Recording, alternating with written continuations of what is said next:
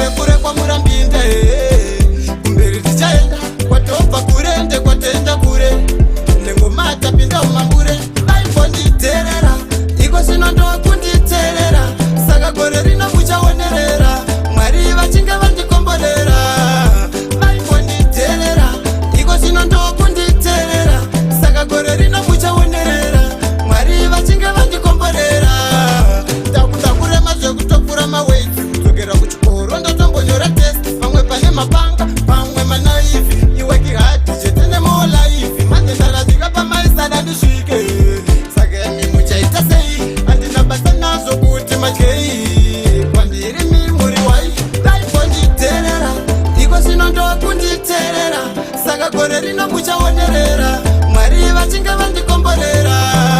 vaimbonditerera iko zvino ndokunditerera saka gore rino muchaonerera Mwari vachinge vandikomborera kunza mufana wangu vhezo pawa tisuti nechipopo kana zvikanetsa tonofarira pawa sande takabaya ukelasi my great family yakandisimbisa zvikati yo makanyanya nyakasi vaingozwa kuti nyakasi nyakasi mamero ndamaita mayasi vaimbonditerera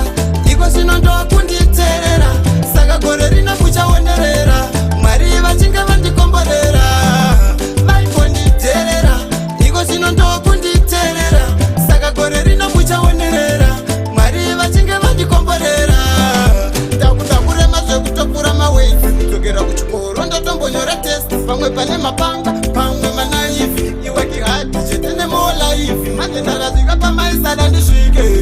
saka imi muchaita sei handina basa nazvo kuti madyei kwandiri mimuri wai daimbonditerera iko zvino ndokunditerera saka gore rino muchaonerera Mwari vachinge vandikomborera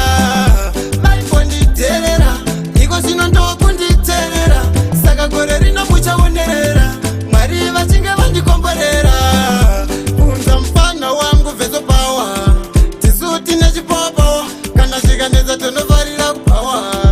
sande takabaya ukelasi my great family yakandisimbisa zvikanzi yo makanyanya nyakasi vaingonzwa kuti nyakasi nyakasi mamero ndamaita mayasi